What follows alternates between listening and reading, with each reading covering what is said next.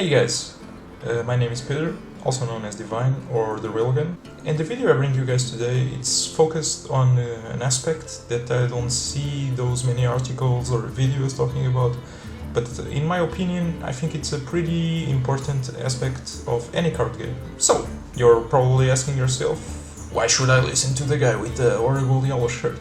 So I've played Hearthstone since January, and I've been Legend every season since February. Before Hearthstone I used to play some other card games. I played Magic for several years, and I've played some other card games, and basically they all gave me a bit of knowledge about card games in general and helped me make my transition a bit smoother to this game. So there are a lot of factors that will determine if you win or you lose a match. They can go from card advantage, they can go from you are using the best deck in the meta right now, or you are going to lose because you have been countered by your opponent, by several key factors that will decide the outcome of a match, like RNG. But the one I'm going to talk to you guys about today is information. So what is information? So take for example, you're playing a control match, you're playing against Control Warrior, and you're on turn 9, and suddenly the warrior, before making a play, you see that his arrow is pointing at you, then it's pointing at him, and then he just armors up and passes the turn. So now you just have a new piece of information, because you know that your opponent has something that he can use it to target you, and he can target himself.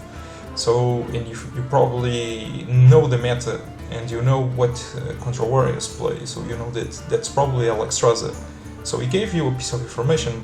So for example, if you were playing Druid, you have Ancient of War in your hand, now you know that maybe you should avoid playing it right now, because you might want to gain some life back after your opponent deployed the Alexstrasza in the table, or maybe you are going to play it anyway and try to find your big game hunter that you know that you have in your deck. So this is information at its lowest level. It helps you make your decision making better. A part that correlates with information is knowing the meta, and knowing the meta is also a part of information, because knowing, for example, what kind of decks are being played right now, and for example, and what is currently staple cards on those decks will help you make your decisions also better, and your information will be more accurate. So let's say, for another example, you're playing against Warlock, you're playing against Zoo, and you are at 15 life, your opponent attacks with everything, and he just drops everything on the table. He just has one card in his hand, and he has no mana. And after he attacks you, and he empties everything on the board, he makes a slight pause. And what does this tell you? This tells you that probably he has Soulfire in his hand, because that's like the only option right now that he can play from his hand. So unless he's stalling and just making a bluff, for example, because that's another part of information, misinformation. They can try to trick you and, for example, oh, I have Soulfire, do you see? I'm just hovering over it and I have Soulfire. But that's also important to have in your mind. But it's most likely Soulfire. So now you know, for example, that if you have an heal, that you will definitely heal because you are in the danger zone, or that if you don't taunt up and just take 2 more damage, you will probably die because your opponent has those 4 additional damage in his hand. So I gave you these 2 examples. They aren't really hard to detect, because if you know the meta and you know what these type of decks usually run, it's pretty easy to find out what they're playing. But this was just to demonstrate to you that this type of information affects your gameplay. It should affect your gameplay and help you take better decisions based on what you know about your opponent's hand. For example, the Soulfire one, if you weren't paying attention and if you didn't notice that he was hovering over the card, you might not notice that he had Soulfire, and you might play a little more recklessly, and it may cost you the game on the next turn. So, but now I'm gonna give you another example. This is the next segment is one of my live streams. I'm playing as a giant mage against Hunter. I'm gonna show you the decisions that I made based on the on what happens in that game. There will be a set of events that will determine how I make my plays, and until the end of the game, I'm making decisions based on some of the informations that my opponent is giving me every turn. So this is my game against Hunter. I'm playing as a giant mage. He's playing as a Hunter after the nerf. So he starts out by the classic start, the web spinner. I just coin and ping it. So I'm gonna slow the video down here.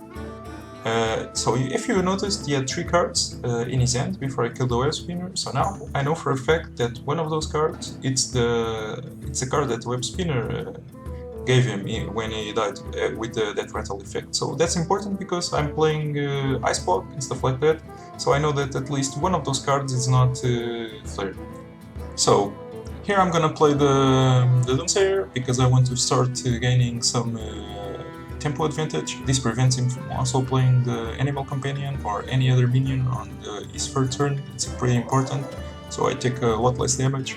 He ends up playing the Mad Scientist on the next turn and just hero powering me, just trying to be effective with his mana. It's a good play. So I play the Drake. I want to start clearing the board a bit more easier without using the hero power, and he plays the Animal Companion. He had him.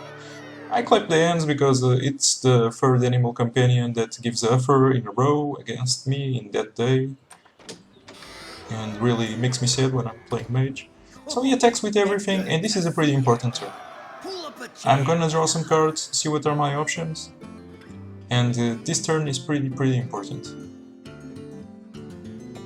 I decide to Frostbolt the offer and just kill the Mad Scientist with my Drake, and surprise, no secret was revealed from his deck when I killed the Mad Scientist. If you know how Hunter's deck are built in general, they usually have 2 to 3 secrets at least, and he had not played a single one and didn't reveal any secret when I killed the Mad Scientist. So that means that he has at least 2 secrets in his hand. So he plays Hunter's Mark, that's less 1 card, and he still has the Web Spinner card that I still haven't seen him play.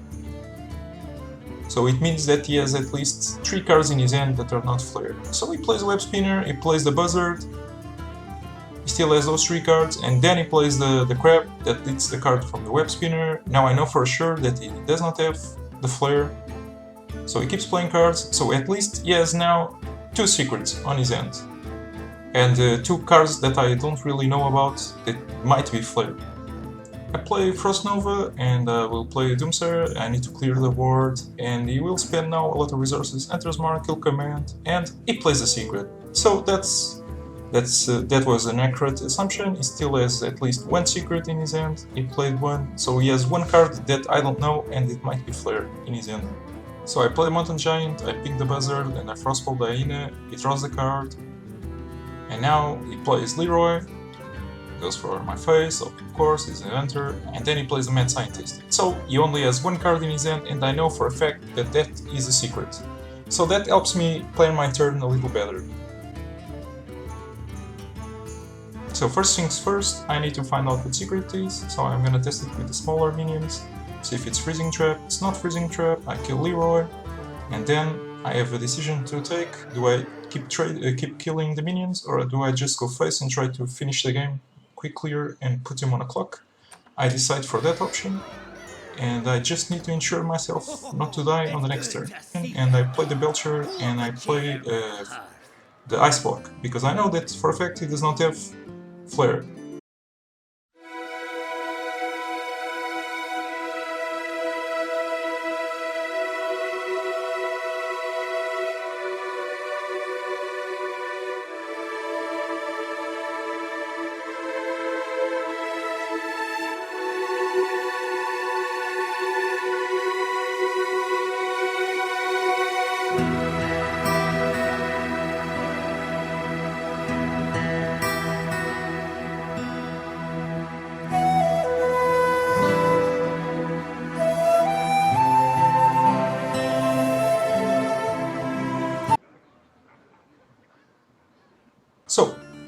I hope you guys liked my video. I hope you guys subscribe my channel, check out my stream. I give a lot of commentary during my games. This will be the first of a series, hopefully. And yeah, I hope to see you guys next time.